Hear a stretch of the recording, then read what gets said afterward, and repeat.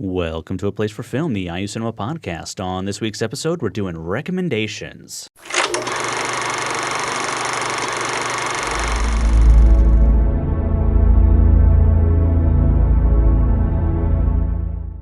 All right, hello everyone. Welcome to the show. My name is Andy Hunsucker. And I'm Jason Thompson. And we have kind of an off week. We sort of tried to get some guests, but schedules didn't quite work out. So we're just going to have some fun. We're just going to play some games. Yeah. So we all have our conical hats on for the parties, and there's like the noisemakers and stuff. We're just going to have a little fun today. And then Christopher Walken shows up. Yep. That's the normal thing to happen during those events. That's a real party. Yes. So Sarah, our production assistant, is hanging out with us today. Thank you. And so we have a game that we play, and we'll start it here in a little bit. And but I'll explain it a little bit now. We come up with a category, and then we all name a movie that fits into that category. Mm-hmm. We've played it a few times. We haven't played it in a while. No. But we'll be getting our legs under us again, I guess. Well, let's do some recommendations. So, for those of you new to the show, this is a game we played this a bunch in our first year because we didn't have much else to do. We didn't have the connections. Now we know a lot of people that we can be like, yeah, just come on the show, talk about some stuff. Nowadays, back then though, it was just like we gotta talk about something. Yeah. So this is a game we came up with at that time, and the basic idea is we name a category, and we used to do it blind, like totally blind. Like you would come up with some, and I would come up with some, and we would not know what the other person was going to say. This was before it was video. Yes, exactly. So editing was easier. Yes. Like we could just cut. The long, awkward silence where we tried to look something up or had to reference on the internet. Yeah, and then Jim Naramore came on one time, and he was like, man, you guys should really give me those beforehand. we played it with him, and we were like, all right, if Jim Naramore thinks we should have them beforehand. So we've all had these, although I didn't have any time to come up with anything good. So I hope you guys lead me to something that is of interest. Mm-hmm. So I have 6 or 7 categories here. We used to pull them out of a hat, but I didn't write them down today, so sorry. You're just going to read them off my iPad. I wish I had a randomizer app or something that I could just type it in and then they would go, but yeah, it's been too long. Yeah, if you hadn't given us the list, or if you had randomized your list after giving us the list, then we could just say a number, right, and on. then you could. But I'm looking at the list, so I know which number 3 is. That's true. Okay, so let's start out with let's go with a Glenn Close movie. Now, Glenn Close is coming to the cinema later this semester. Yes. We're playing a few of her movies. Mm-hmm. But what is the Glenn Close movie that you would recommend to somebody? I would recommend Air Force One. Really? And there's a weird reason why. Think about the character she plays. Yeah. Think about any vanilla actor playing that role. Yeah. How boring would those sections of that movie be? Yeah. That's true. She gives it a lot. She rises above. Yeah. You know? She puts such... It almost makes you think okay, if the president dies in the movie, we're okay. Yeah. It's no problem. We have a backup. Right. If they don't get the facts, we have a pretty good second president on board here. Yeah. And it's a lady, so it's even better. Let's get that rolling. Yeah. So that's why I thought about it. I was like, do I really want to recommend this movie? And I was like, I feel like I have a pretty good reason. Because seriously, think about... Yeah. You could have put literally any old character actor in that role, and I don't know if we would even care about that movie. Yeah. There's maybe only 2 other actresses that I could think of that could fit in that role and possibly pull it off. Yeah. Because it's just, she looks it and she plays it. It's just not that's such and so. You just kind of get lost in the fact that, that's Glenn Close playing the vice president. Yeah. So yeah, that would be mine. Okay. I'm going to go with one that we'll play at the cinema, Dangerous Liaisons. That's the one that I think is really, for me, the one that I like of hers the best. Yeah. And it's just a really good movie, I don't have a lot to say about it though, unfortunately. But yeah, Dangerous Liaisons is playing at the cinema. Go check it out for yourself. Don't listen to me. Go watch it. You tell me what you think about it. Yeah, I don't know if they're bringing Air Force One anytime soon, so... Yeah, maybe not. Maybe not. When we get to schedule stuff at the cinema, you can. You just throw it in. I will say, okay, so she's done movies, but I'd also recommend, you could probably watch her appearance in The Shield. Oh yeah, like just from when she shows up. I don't think you really need too much because you could probably read into a lot of it. And then Damages, another FX show. Yeah. Watch that. I mean, Yeah. I think they kind of axed that a little too early.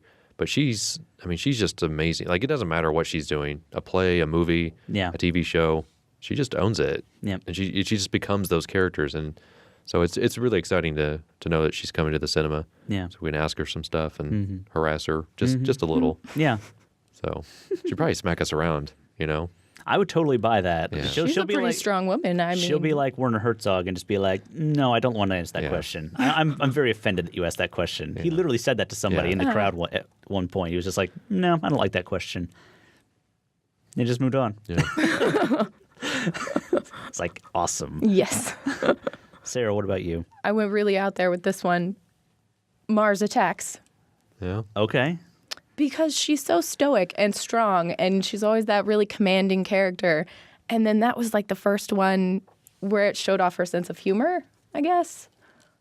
And everyone else was in it, and it just seemed like everybody had fun. Yeah. And it was a huge difference for me, for her. Yeah. Interesting. Very interesting. Okay. Well, the next category here, an 80s movie that holds up. Now, I was thinking about this, and I don't know if it's just because I spend, you only really bother to revisit the movies that you care about. But I feel like a lot of 80s movies kind of hold up really well, like surprisingly well. Yeah. So, and by hold up, I mean you can still watch them, you can still appreciate them, maybe even more than you did Well, initially. you're not groaning at it either. Exactly. I mean, there's lots of 80s movies that don't hold up, Sure. don't get me wrong. Yeah. Right. But throw one at me, Jason. I mentioned this a couple weeks ago when John was on Breakfast Club. Yeah. I mean, I watched that recently. It's just Yeah. the 80s movie for me. But I will mention another one just to show that I have some range here. I'll say Risky Business. I think is a very interesting film because I saw it young. It came out the year I was born. It was 83. Sorry, everybody that's older. I always get groans when I say that. I don't know why. It's weird. It's like I'm 30 now. I'm getting there. A lot of people usually compare it to Ferris Bueller's Day Off, but I think it's a way more realistic and adult version of that kind of movie. Yeah. Sort of the parents go away and you just get because it does start off kind of silly. There's the iconic coming out in the socks and the underwear and the t-shirt and the glasses. I mean that's the fun part of it, but then it takes a really serious turn. It gets Yeah. real fast. Yeah. It does. It's like the second that car goes into the water, Yeah. the rest of the movie is as real as it gets. Like Yeah. it's like there are some real consequences, and also the love interest. That whole story just takes this really dark, serious Yeah. turn, and I appreciate that because I watched it when I was young, and so I was like, "Oh, that looks like so much fun." That's what I took from the movie, and then I watched it maybe like a couple years ago, and I was like, "Oh my god!" I was like, "This kid's in some trouble, Yeah. like some serious trouble, not just like ah ha ha ha, it's funny." Like Yeah. I would say Ferris Bueller Exactly. is, but just like you could really sort of get this impeding sort of, I don't know, like Yeah. terror Well- of I don't know. It's just this weird Yeah. vibe. That was the comparison I was going to make because in Risky Business he doesn't have like a goofy sidekick who's going to be like, oh, it's going to be okay, I got a plan, I got a weird plan to Right. fix it. It's like, no, he's screwed. Yeah, He's We're lucky we totally didn't see the screwed. second of that one because he would have been really screwed. Like, where did he end up after that? Yeah, probably yeah, some like work release program. Yeah. exactly. But I mean, that's the movie that I just feel like holds up. Like it's definitely from its time. Like it's definitely a Yeah. piece of that. Even I think maybe even more so than Breakfast Club because Breakfast Yeah. Club is so isolated to the school, whereas Risky Business definitely sort of goes around everywhere, shows off the city that was filmed in and stuff. But yeah, just like a very adult movie that I think more than what people remember. It's like so seriously, go watch Risky Business and be like blown away at how serious the movie is. Yeah. Especially the last third of the movie. It's like, oh my gosh. And then it kind of like somehow like gets real funny again. Like at the very end, it's just like, ah. And then you're like, wait a second. No. Like, the stuff that happens after this Yeah, has some consequences. So yeah. I'm gonna throw. I mean, it's obvious, but God, Karate Kid. Yeah. I cannot get over how much I still like that movie. I saw it was on Netflix like, I don't know, 6 months, a year ago. And I literally just turned it on thinking I'll watch the first 10 minutes. I watched the whole thing. And it was late. And it's long too. Yeah. It was late. I was like, I need to go to bed, but it's like I couldn't stop watching it. I was like, I need to see what happens. I know what happens. I need to see it.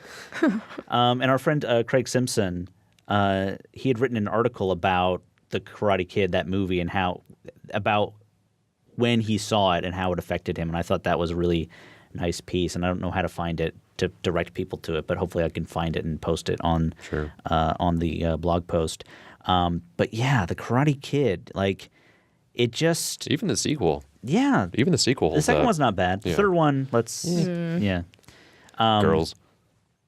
it's not bad. But the new one I heard was good. I The didn't new one see is it, good. I didn't The new- see that yeah. one The new either. one is almost in the vein of the second one. Yeah. They kind of take the first one and the second one and they meld them together. Yeah.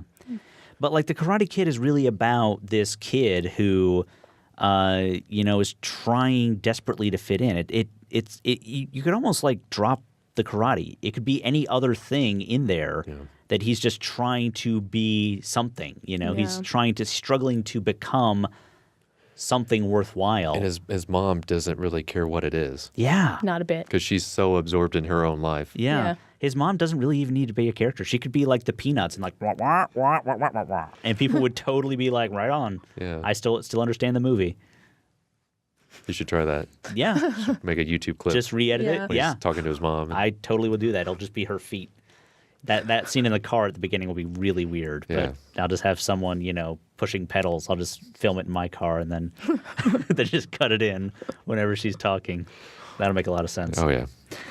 All right, Sarah, what'd you come up with? I think I went along the same lines as you. Like, it's different that I saw it in the 80s when I was really young, and now I'm coming back and seeing it now. It's a difference. But I chose War of the Roses Okay. Oh, okay. because, a young person who had never really had a relationship, it looks fun. It's funny, and, these people hate each other. No, that actually happens. Real people do that. Yeah. And that makes it a little more scary. Yeah. So its appreciation still holds up. Plus, look at the divorce rate. I think they were kind of predicting something here. Yeah. Yeah. Yeah, I remember watching that movie on cable, like, maybe 15, maybe even 20 years ago now. And again, I started watching it like, oh, look, it's Tom Hanks and whoever. And I think Danny DeVito's in it too. He and directed it's- it, yeah. Yeah, and it's like, oh, it's fun. And then it's like, this gets It's not fun.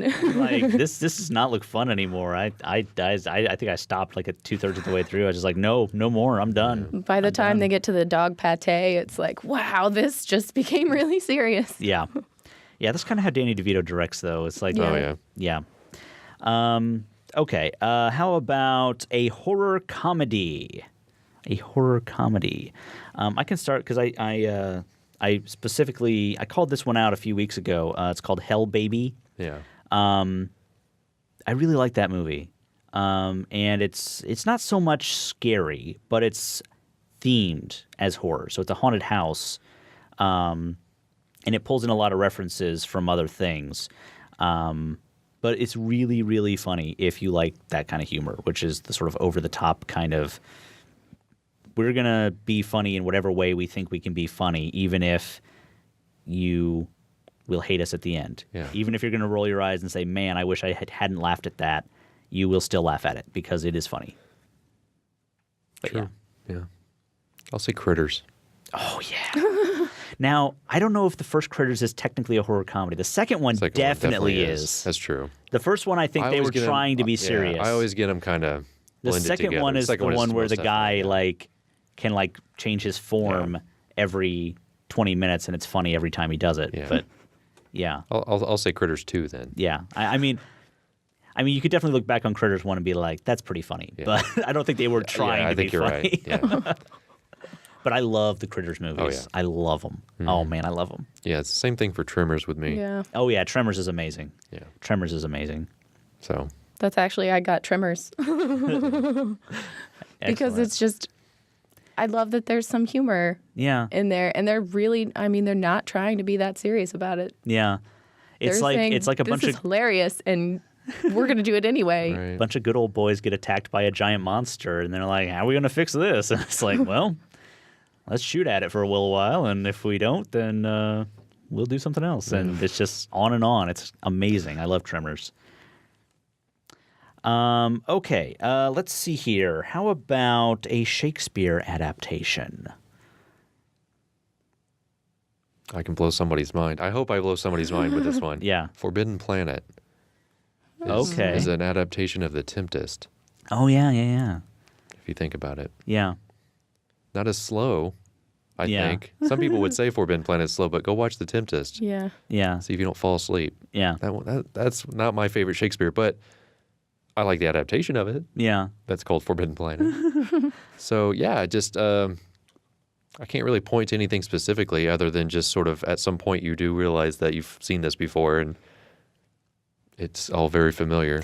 yeah, yeah. Well, and that's the way it is with a lot of Shakespeare things. There's a lot of stuff that's based on Shakespeare that you wouldn't think, oh, well, obviously. I mean, the one that I can think of off the top of my head is the last one I saw, which is Much Ado About Nothing, which, Right. of course, is a Shakespeare adaptation. It's barely an adaptation. They just did a Shakespeare thing. Sure. They just sort of did a setting that was somewhat modern, but otherwise it's just Shakespeare. That's Right. it. But yeah, there's lots of them out there that are sort of like secret Shakespeare. It's like Sure. they try to get the kids with Shakespeare, So I actually chose Much Ado About Nothing. It's hilarious. yeah, And it's not, I mean, it's very minimalist for how funny it is. They really didn't change anything from the play. I'd seen it live, and yeah, it's kind of funny. Joss Whedon just does amazing things. yeah, And Alexis Denisof, he should have been a silent actor. Yes. He's perfect. he's the Charlie Chaplin of this generation. Yeah. He really is. He could do that. If silent film were still a thing, he would be the best known silent film actor in the world. Yeah. He can do it like I've never seen anybody else be able to do it. Just his face and his motions, you left with no question as to what's going on, Yeah. whether or not they're speaking. And I thought that was great. Yeah. Yeah, he's amazing. There's another one that I think is a little bit more popular, probably 10 Things I Hate About You. Yeah. So That's the one that sort of is like, they get the kids with the Right. Shakespeare, and Yeah. kids don't realize that it's Shakespeare, and then they're like, "Oh God, I learned." I tried so hard not to by watching a movie. yeah. Of course, that one's Taming of the Shrew. Yes, So yeah. And then there's another. Wasn't She's All That a Shakespeare, or is that something else? my wife just watched that the other day, and I sat through about 20 minutes of it, and I didn't see any Shakespeare in there. Or maybe it's based on something. Maybe it's based on like Pygmalion or something. I Probably. can't remember. I think isn't that the one where it's like, oh, it's the if we take the glasses off this girl, she'll be Yeah. hot. Yeah. Yeah, it's Pygmalion. Yeah. So all right. But she's pretty hot with the glasses. Yeah, exactly. Exactly. I mean, it's for all the hipsters lately would be like, Look, oh, guys, yeah, she's if you're hot. if you're out there thinking, man, that girl has glasses, ooh, like just let it go. The glasses aren't the whole thing. Anyways, True. She will completely change as soon as she removes them. Yes. That's how glasses work. Actually, That's what happens. I mean, Superman did it. the one thing they did do actually in this movie is they cut her hair. Yeah. So it was like they took off the glasses and they cut her hair, and then apparently that was supposed to make her appear more. So I'm surprised she didn't come down the stairs with a frying pan. Yeah. It's that whole Yes. drug PSA. Yes. Yes. Excellent. Okay. How about this one's? This one's a little bit tougher. Maybe people don't want to admit these, but a great film that you do not like. A great film. So something that everyone tells you, "Oh man, have you seen that movie? It's so amazing," but you're just not into it. I'll let Sarah take it first. Unforgiven. Okay. I'm a Clint Eastwood fan. But at the very beginning, when he leaves his children, they lost me. It's like hurting an animal in a film. You've killed it for me Yeah. at that point. No matter how great the acting is from here on out, I'm still angry about that. I can't get over it. Well, I will throw one out. Breathless. I hate Breathless. The Godard film that everyone's like, this is such a classic of cinema, and Everyone needs to see this film. Saw it, didn't like it. Yeah. I hated the people in this movie. I hated the way they acted. I hated the way they talked. I hated them so much. I was very happy, and I'll spoil this, at the end when one of them dies. I was like, awesome. That's great. I've been waiting for that for 2 hours. Exactly. Very happy about that at the end of that movie. I kind of fought this one. It's not old by any means, but it's X-Men 2. Okay. I think it's awful. It's boring. It's not the X-Men I grew up with. Yeah. I hated the first one anyways. I didn't think it was that good. Yeah. Like I liked that it kind of jump-started that sort of comic book era. Mm-hmm. But the second one it's not good. Yeah. It's too political, but it's not in the traditional sense of X-Men being political. I don't know. Like, and people hate me when I say this, but I liked the third one. Yeah, I don't like the third one.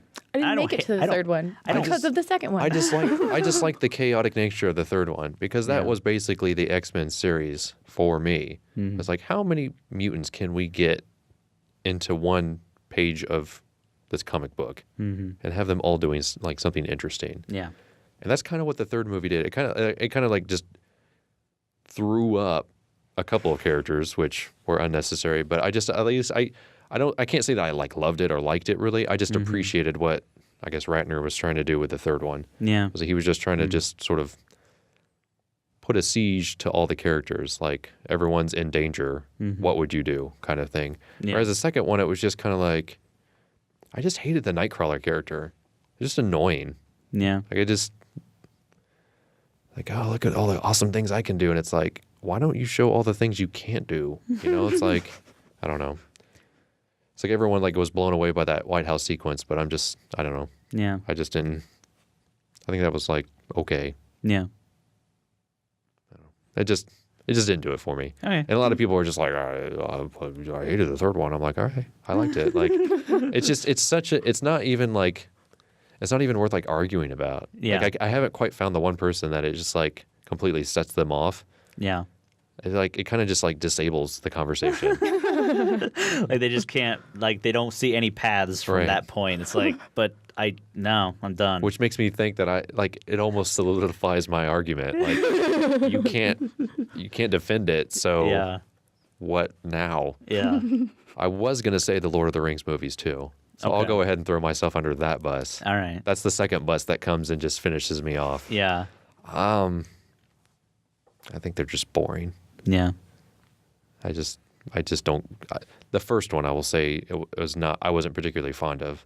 And if people are saying The Hobbit is just like real slow, like I'll never see. Like I'll never watch them. I sat through No. the three movies, and then they were like, oh, there's extended editions, and I'm like, bleep. I'm just like, I can't ever see myself sitting through those again. Yeah. I will. And then it was sort of redeeming when it, was up for all those Oscars, and it didn't really get too many. At the third one, I guess. What was Well, the that? third one won all the Oscars. Okay, then what was the? The first two didn't win any Oscars. Okay, that's what I really. thought. But it was sort of like the idea I was going was to say that, but I thought it was maybe the second idea one. was that now you sort of completed this That's one right. big long Well, movie, so it was- we'll give you Yeah. Oscars now. Right. That's what it was. So it was like a political thing. Sure. I mean, I don't think the first one really deserved any Oscars. The second one, I could see. I will say the second one was the most entertaining. I mean, Helm's Deep, that whole sequence was just amazing. Yeah. I mean, So- there's certainly things in the movie that I can sort of point at and go, yes, that's good, and that's like visually really well done. Yeah. But just them as a whole, it's just kind of like, look what we can do. Like Yeah. it just seems pompous to me, and then the fan base just only sort of inflates that with hot air that I just don't appreciate. I don't know. Like that's not to say like if you like those movies. I mean, my sister loves those movies, and it's like whatever that like that's your thing. I'm the guy that is obsessed with Top Gun. Like I can't argue, And notice that I didn't use that as my 80s movie. Exactly. I'm surprised. So, I got range. Okay. So how about a kids movie that you enjoy? I had Karate Kid written down, so Oh, okay. nix that, I guess. I'm going to say Bug's Life. Okay. I think it's a really good movie. I think it just kind of, I don't know. I don't know if it just couldn't live up to certain expectations Yeah. at that point.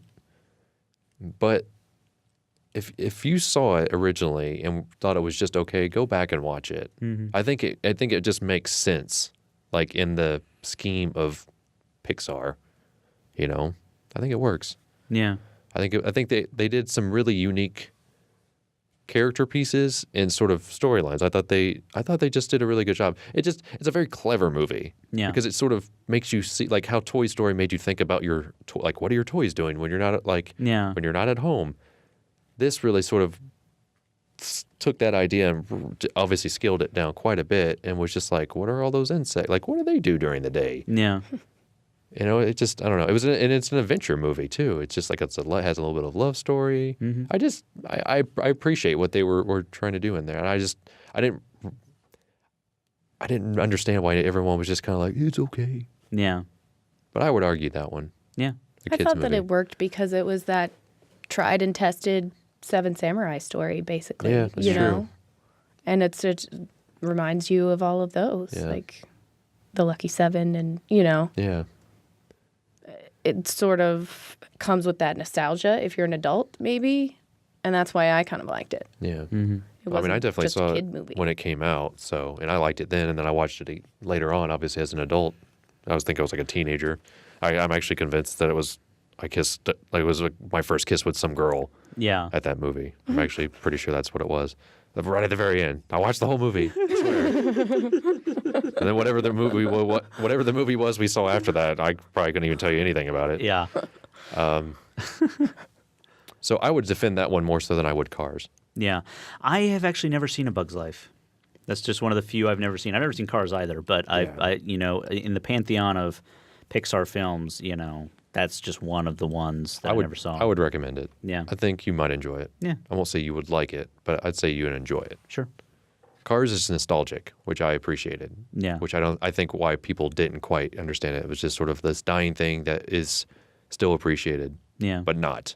Like I see what they were trying to do there. Whereas A Bug's Life is just like you said, there's a story there, and they're really trying to take you on this adventure that I think still works. You can't beat Toy Story. Yeah. You just simply can't. Like, No. and now I'm not going to throw myself under a bus, so I'll back away. I'm already right. crippled at this point. Yes. People are already sharpening their knives in Yeah. the dark. The only kids movie I can really stand to watch is Fantastic Mr. Fox Oh, okay. from Wes Anderson. If it's PG, I probably won't watch it Yeah. because there's nothing interesting. So I have a really hard time finding something that I can watch with my 7-year-old niece, Yeah. and that's the one. Yeah. And I will make her watch it more than once. I will throw in some Miyazaki here. I'll go with the Kiki's Delivery Service. That's one of like my favorite Miyazaki films. It's about a girl. It's a little witch girl, and she has a broom, and she flies around and delivers things. It's weird. It's this weird Japanese film that I just really like. And I'm not going to go with one of the big ones like Mononoke or Spirited Away. Right. I'm going to go with Kiki's Delivery Service. That's where I'm at. Alternatively, My Neighbor Totoro. Just because you can just yell out, once you've seen it, then you have the right at any time to yell out, Totoro! Like that. And it's worth it because, yeah. It's like you probably do it while you're driving home every day, don't you? Every time I see a Totoro, I scream. There was one in Toy Story 3. I almost screamed out in the theater. And I was like, Totoro! I was so excited that they put a Totoro in there. Yeah, My Neighbor Totoro. That's a good one. Go check out My Neighbor Totoro. If for no other reason than to just know what the hell a Totoro is. And I'm not going to tell you what it is. Also, My Neighbor Totoro has the cat bus, which is one of the greatest things that's Right. ever existed. Ever. Yeah, I'm familiar with the cat bus. Yeah. Okay, I think I've got one more of these. Which one have I missed? Okay, here we go. A movie from the last year. Not Prince Avalanche. No, it's actually technically that's a 2013 film. Well, I meant from the from now to like a year previous. So He was gonna say that. I mean, it just could- didn't qualify. it could be 2012. That's fine. That's why I took it. Okay. As. I mean, I've talked about this one before. I would say Mud Okay. is worth seeing, although it is still kind of in the wheelhorse of not possible nominations, I guess. Yeah. Although it looks like McConaughey has another movie coming up that's probably going to easily surpass that. But for reasons that we've explained previous, it's just a really solid performance, not necessarily from him, but from the kids that are in the movie. I just thought they did a really, really good job. But it holds up in my mind Yeah. as something worth seeing. Mm-hmm. That one I kind of struggled with because I just, like you say, like, what's something you saw a year ago? And I'm like, Yeah. so. I just looked up my flick chart and I like immediately had my recommendation, but you can go ahead, Sarah. I had a tough time with this one. I was gonna say Bernie because I really loved that one from last year. It's become my favorite Linklater. But I think the one that I just watched recently, This Must Be the Place, that I talked about last week, is going to be my favorite of last year. It's just funny. I feel like I could watch it over and over and over and just still catch things. Yeah. So it's going to be a lasting impression, you know? Yeah. I'm going to go with the one I told you guys. I was chatting up this movie last summer. I just noticed it's on Netflix now. Holy Motors. No excuses anymore, It's guys. been on Netflix for a while. It's Has not. it? It's not. It's Yeah. not an obscure like art house film that you can only see if you live in like one of 5 cities in the country. It's populous now. Everyone can see it. Watch this movie. Watch it with a friend. Try to explain it to each other afterwards. Give it a shot. See what happens. It is bizarre and amazing. My favorite combination. Holy Motors. Yeah. All right. That's it. That's all the categories I got. Yeah. That's it. So yeah, thank you guys for sticking with us this week. So we'll be back next week with lots more stuff and you know, maybe more recommendations. I don't know. Who knows? Who knows? It'll be a surprise. It could be anything. All right. So thank you, Sarah, for sitting in with us today Thanks and for having me. taking on the burden of the recommendations, which is not always an easy task. It almost broke Jim Naramore. So Oh, no. all right. So we'll get out of here. Thank you guys very much for watching and listening. My name is Andy. And I'm Jason. This has been, and always will be, A Place for Film. A Place for Film is recorded at WFIU Studios in Bloomington, Indiana.